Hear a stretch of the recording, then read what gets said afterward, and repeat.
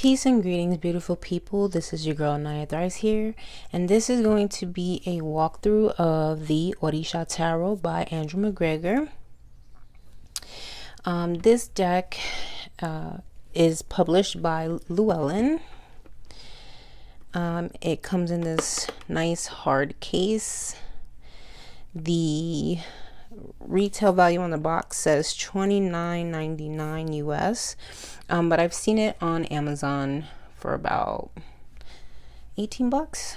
So let's go ahead and read the back real fast. It says, feel the energy of the Orisha. Bursting with color and energy, the bold art of the Orisha Tarot evokes the profound stories of the Lukumi. Created by an initiated practitioner, this captivating deck is designed to bridge the public aspects of Orisha wisdom with the traditional tarot usable by everyone. The reader will recognize the familiar tarot structure, but overlaid with Orisha archetypes, complete with a guidebook that shares the meaning of the deck's figures, symbols, and scenes. This kit is perfect for those who want to explore or deepen their personal approach to card reading. So, and that's what the side of it looks like. The bottom, the other side. And see Llewellyn, yep. And then the top there. So here, it does have a magnetic clasp. It is a large box, so the cards come in here. All set in there with the guidebook that sits on top, so it's all nice and encased in a kit. This is the image for the Ace of Wands that's on the bottom of this box here. So let me go ahead and move over into the book really quickly. This is probably going to be a long video, so you probably want to get something to drink and hang out. So, Patakis of the Orisha Tarot. So, Patakis is a sort of like fables. Most fables are created to remind us of lessons to be learned, or lessons to keep in mind and take into consideration. There are a lot of Patakis, which are also like paths. It kind of has a couple of different meanings, but you know, different Orishas have different paths that they walk. Some of them have multiple paths, which you can kind of sort of consider different incarnations or lifetimes. And then you have some Orishas that only really walk one certain path. That's getting a little bit more into the religion side of things, but Patakis of the Orisha Tarot are about those stories. It is a brief, in this book, it is a brief overview of some of those stories pertaining to which stories might resonate with the energy of a tarot card, the energy of a specific tarot card. So the book is nice and thick. I highly recommend using the book if you get this deck and want to dig in deeper with it. So each of the trumps, well, all of the cards have one page with a full reproduction of the card and then a little description. So there's kind of like a main description. It talks about the symbolism used on the card, what it means in divining, and some solutions. So I'm going to flip through the cards and I will stop at some of them just to give you an understanding of how I see the card and how it may or may not compare to, like, let's say the Rider-Waite as a baseline. So something I would like to mention, I guess, rather quickly is that there are a lot of Orisha-based religions. Okay,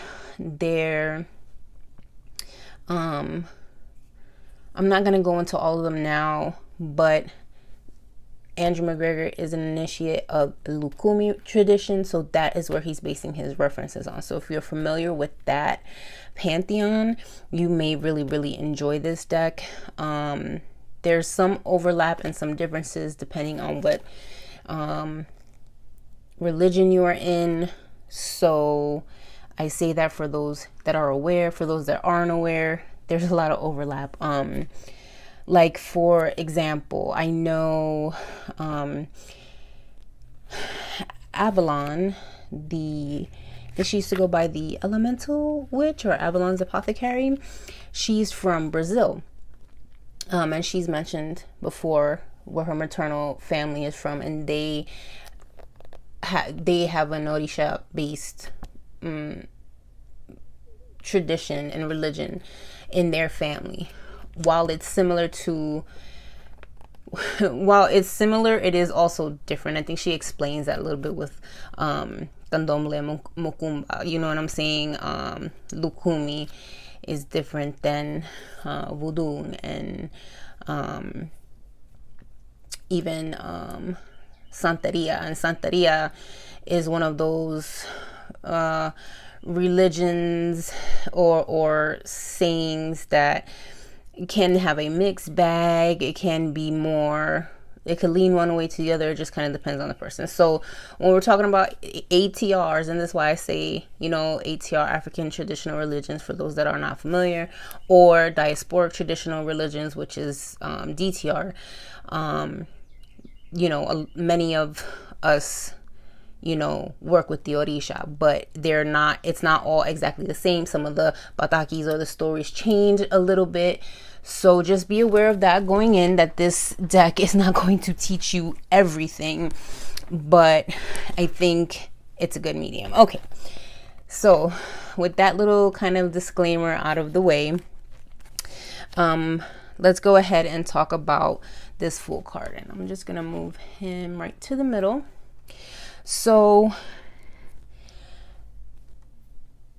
in the diasporic religions, okay, ancestor reverence is super important. Ancestors come first. When you do a prayer, ancestors get fed first. They get before even the Orishas. Is like a hierarchy, kind of, sort of. So you do your ancestors first, because that is where you come from. That's your first line. Then when you start, if you're going to do your, certain prayers, it always opens with Elegua. Elegua is the Orisha that is the road opener, the eternal child, and this is what this is portraying right here. This is what a resemblance, this would be what a consecrated Elegua looks like, kind of. Everybody's who has one, it would be unique to them with all the mysterios and all that stuff pertaining to them. But Elegua is the next after the ancestors. You call Elegua to open the doors for you, to be the road opener for you. He's often a little bit trickstery, because it's like he likes to test you. He's both young, old, and so there's a lot of resemblance or similarities archetypally to the Fool, because there's this childlike innocence, and there's a jokester quality to this Orisha, and it's not like a jester joker, but it's just the nature of the Orisha. Okay. So we have Elegua, okay? That is the first, and so appropriately it would be the first card that we see when we open up this tarot deck, right? El Egua, the road opener to exploring the rest of these cards and archetypes within this tarot deck. Okay. So here we have the Magician. Magician here, basically what we're seeing is a priest working to make something for his godchild. In the ATR religions, you might have an ile or a house. Your madrino, madrina is your godparents. These are your spiritual parents, and there's an exchange, almost like a mentee mentor type of situation going on, and there's rules, and your godparents make things for you, etc. So anyway, so this is basically a godfather making something, or a priest doing something for their godchild.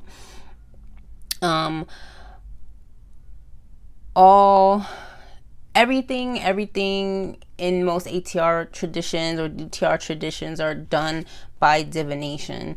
You know, it just is. But basically the godparent, you know, looks out for the godchild, and you know, tries to teach them to grow and fulfill their destiny through wisdom and divination and experience. One of the things about the tradition is about being a good person or having good character, what we would call iwapele, and the Magician, you know, I would say kind of the Magician upright would indicate iwapele, and in reverse means you're not acting in your best self. But I kind of digress. This is kind of a difficult walkthrough for me to kind of go through, because some of this information, I know some of it you can get out there, but I don't want to lead anybody astray. When I saw this priestess card, I was floored. And I loved it so much. So the Lagoon, or the Kari shells, is the primary form of divination in Lukumi, and this is it just is. It is the mystery, right? The priestess is the mysteries, the mysterios, and the divination is definitely a priestess quality. And I like that there wasn't a Orisha per se, like depicted on the priestess card. However, in many ways, people say that the Odu is an Orisha in itself, but it is through the cowrie shells that it speaks, and not through images of the patakis, if you will. I don't know, it's hard to explain, but basically it's a very, very beautiful priestess card, and I love it so much. I have so much respect for this card. Like, when I see it, it makes me feel like I need to go get a reading. Okay. And this is why I say this deck has a very personal touch for me. And it makes me tap into different spiritual reservoirs that I don't other necessarily tap into. So as you can see, you know, the titles are not like on the bottom, they're like within the image here. So here we have the Empress. So with the Empress card, he discusses the initiation process, about tradition, and what it means to be crowned, crowning somebody to ensure one's life and stuff. It's the relationship between the godparents and the godchild, and the godchild's relationship with their head Orisha, and getting crowned with that Orisha is just sanctifying that situation. So if you think about the Empress in tarot, you know, she has a crown of 12 on her head. And so here in this card, there's this discussion about crowning, okay, which is something that is regular practice in the Lukumi tradition. So, you know, so there's that. So there are things that cross over that make sense, but it just definitely goes into a different slant. Here we have the Emperor. Again, I mean, it is the same kind of vibe. Like, as you can tell with these other cards that we had before, you know, you can pull out the information of the traditional tarot out of it, but it definitely has the Orisha slant to it and the custom traditions to the illustrations. So the Emperor, this is also about being crowned, but this one is more about being crowned as a priest in the religion, whereas this one is being initiated. Well, how do I explain this? It's about, okay, so if this one is about being crowned, this one is about the initiation process, this is the one about honing your power with that initiation process, okay? Use your power wisely, basically. And now I'll be here all day if I, you know, if I go through, but like I said, I think it's going to be a long one just because I feel like there's not a lot out on this deck, and I think there's a reason why. So I remember when I saw this Hierophant card in the meet, that I automatically was like, oh, that's the story of Oshun and the divination squabble and stuff like that, Orisha Oshun. And, you know, so then as I, you know, when I looked into it, when I looked at the book and I read it, and I was like, oh, okay, yeah, he is talking about that story. That this is when things start to resurface for me from like memory, and I was just kind of like, oh, that's really cool. And so the Hierophant is about teaching, right? Learning and teaching. But just the image itself, just the colors reminded me of the story, because Orisha Oshun was the first female Orisha to be allowed to divine. So, you know, like I said, there's all kind of stories. It's like a soap opera with the Orisha too. There's a lot of stories of patakis that go on and stuff like that. So I'm just gonna flip through a few more.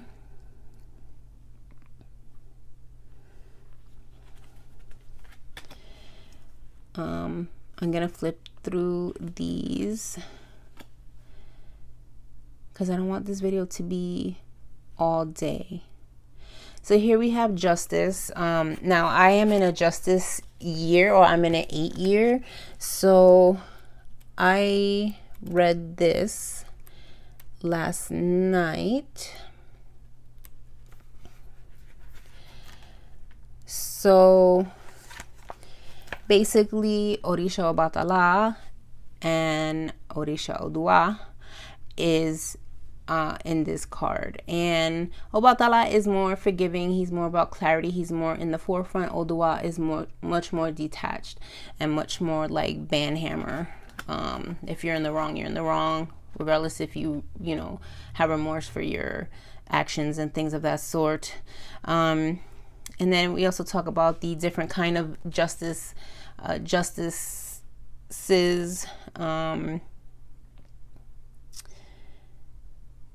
that are kind of like within Orisha's story. So he has the arrow here for Chosi and the axe here for Ogun. And I think they said there was a machete here for Shango, but I don't see the machete. The axe is for Shango and the machete is for Ogun, but I don't see the machete. And then it says the sun is the creator that's witnessing everything that goes on in the world. So we kind of have that Justice card here. So like I said, when you kind of know, you have to get to learn this deck to really appreciated. The Hermit here, this one is talking about, you know, working with ancestors, basically. This story here. Here we have Fortune. Here we have Strength. Here we have the Hanged Man. Here we have Death. So I'm pretty sure some of you guys are curious about the Death card. So let's go ahead and do that. I know this is a big make or break for some of you. This Death card is basically saying, through the smoke of the flame of the life that we have a legua helping us to find our paths through this life, you know, before the flame goes out, basically. It's quite beautiful. But a legua is offering guidance to help get the most out of the time that, you know, we have.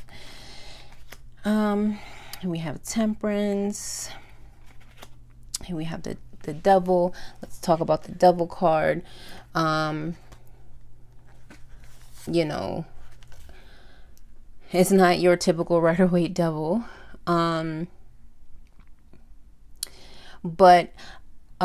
what happens with a lot of the Orisha traditions is that Hollywood has made them look very like primitive or savage or scary and non-approachable and all these kinds of things there. They've done it with a lot of the diasporic religions.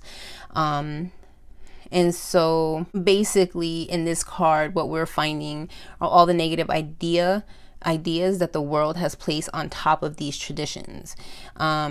And people often come looking for magical power to bind a lost lover, curse an enemy, or beat out others at work. And for some, the idea of working with Orisha may come up with a feeling of transgression and even ostracize them in their family or community.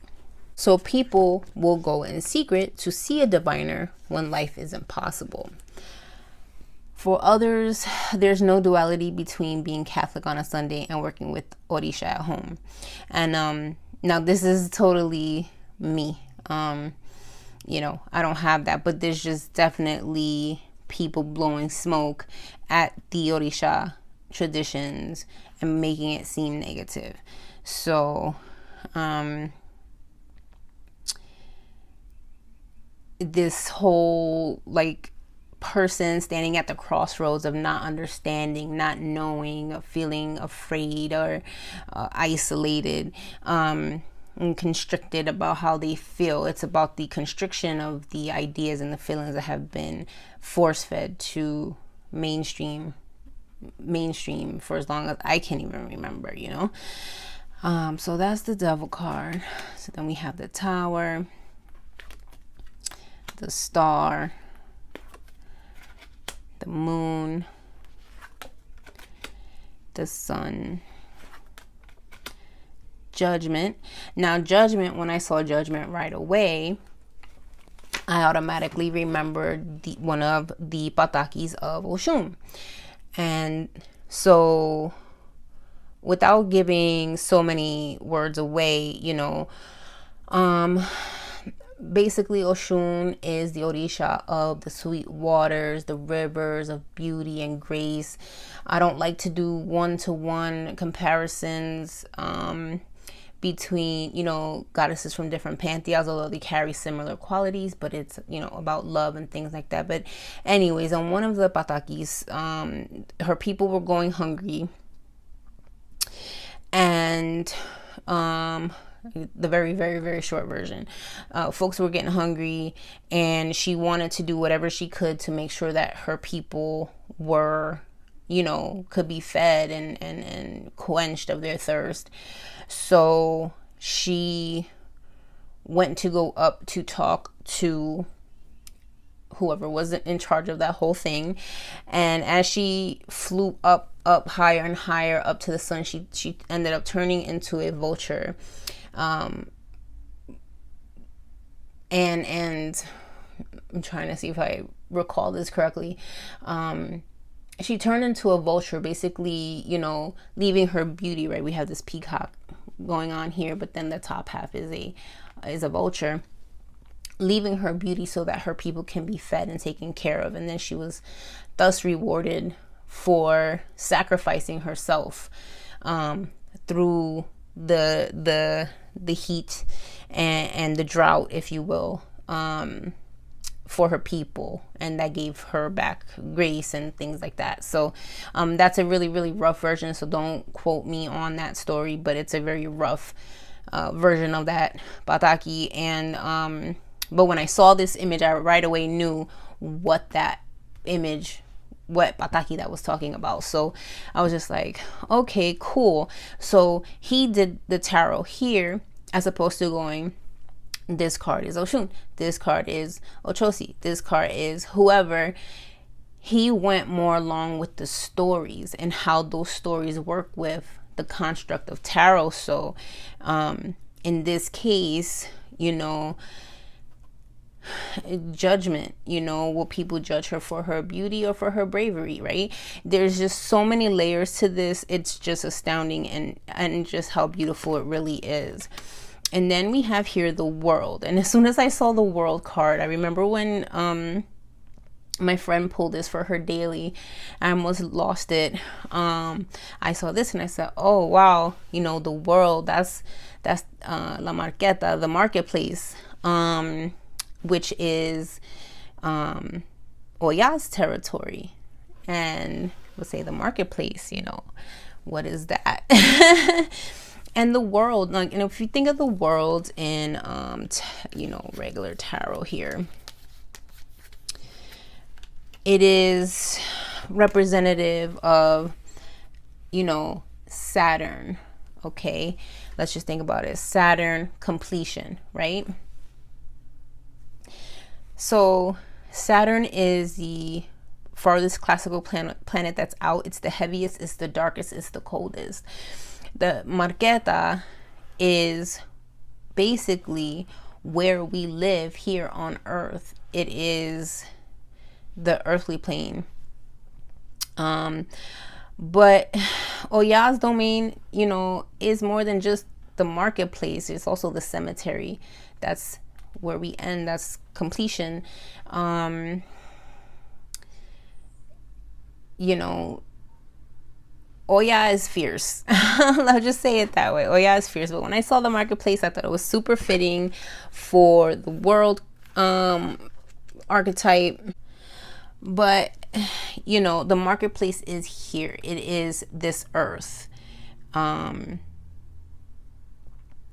is, of course, the marketplace where you get your fruits, your vegetables, and things like that. But on a bigger meta scheme of things, it is this reality, the marketplace.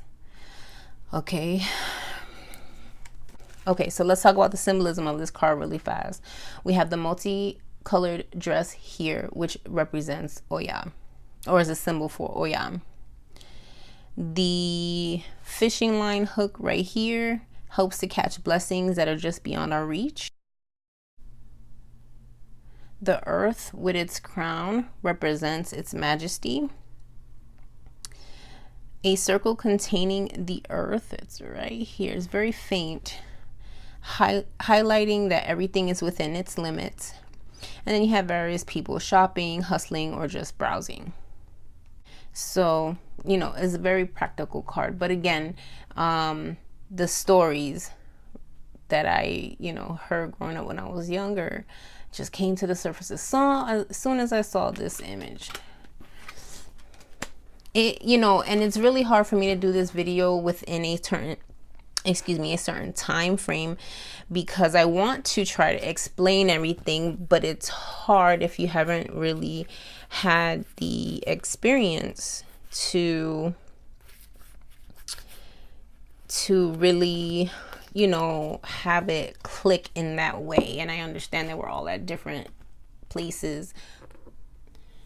The cardstock is very much Llewellyn cardstock, and the size of the cards are, I think they're the same. You know, this is the Rider-Waite Centennial Edition. So these cards are just short of that. So normal, pretty normal size. So what I'm doing here is just to try and keep this video a little bit shorter than, you know, than I expected it to be. I'm just gonna flip through the cards. If there's any cards that you want me to go through or retouch on or something like that, just let me know. So here we have Ace of Wands. We have the Ace of Cups, the Ace of Swords, and the Ace of Discs. And I'm sorry for the glare there.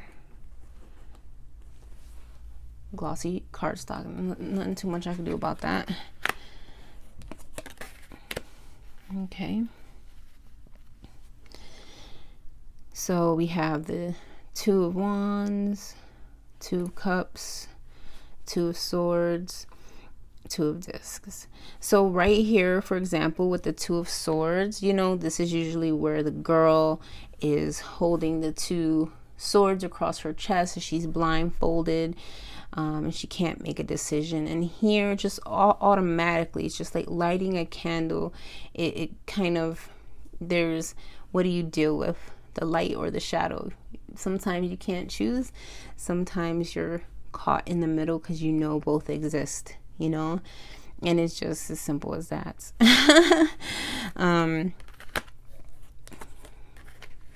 But each card is so rich with information. It is so, you know, difficult for me to go through each and every one, but I do want to touch on like certain ones that I know kind of hit for people. So like, for example, this Three of Swords.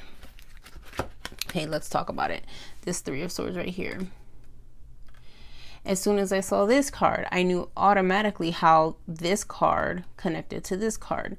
And it's because in one of the stories, okay, in one of the stories, or one of the patakis, excuse me, Ochosi, you know, he will go out early morning, he will go hunting, he would take his divine arrow and shoot, and he would bring home food.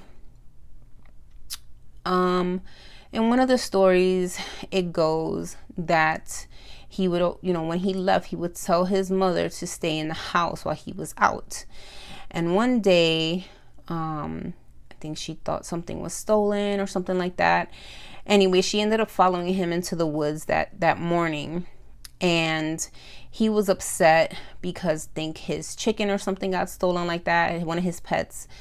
And he basically said, may this arrow pierce whoever it was that stole my, you know, my pet or whatnot. Again, don't completely quote me on this. This is very trying to recall it from memory here. And anyway, so he shot his arrow into the sky, and when it came down, he shot his mother, basically, and ended up killing his mother.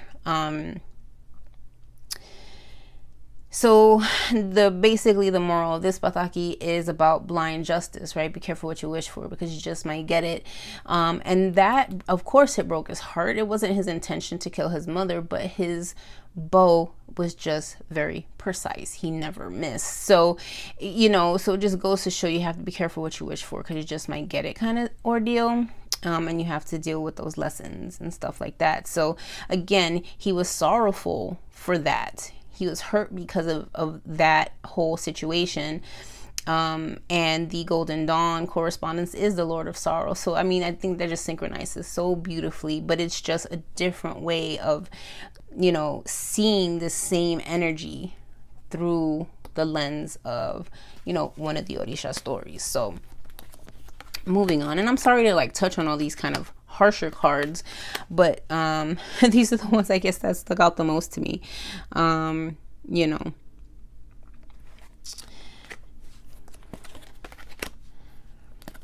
I know when I saw this, automatically I saw the multiple colors. I saw the machete, and I knew that this was Oya, and this one is the Five of Swords. I'm starting to run out of battery now, so I don't want to stay here forever, but I just want to go through some of them. And so basically each card, all the imagery that's in it, there is a story that it tells, and these stories really do similarly match up to the archetypes of the tarot. And I just think that it's so beautiful here. Here we're leaving offerings, right? 8 of Cups, leaving cups and walking away and leaving it to do its thing. Here we're now at the 10s. You know, I mean, you can clearly see the 10 of Swords here with the person and the swords, you know. Here, oh wait, no, that's still 10.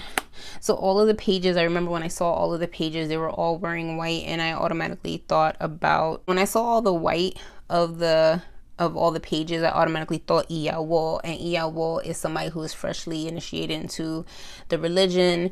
They tend to wear, I mean, a lot of the practitioners do wear white, but there's a year in white kind of ordeal that happens with new initiates. So I thought the pages were perfect to see them all kind of wearing white with their heads covered and all of that. It just automatically was like, okay, initiate, you know, a student, a learner in the beginning stages. You know, here we have the Knights, and they're all doing different things. There's different stories again that goes with this one. She's making elekes. This is the Queen of Cups. Then we have the Queen of Wands, Queen of Swords, Queen of Pentacles, or discs. He calls them discs in here. I don't know if I've been saying pentacles or discs this whole time. And then we have the Kings.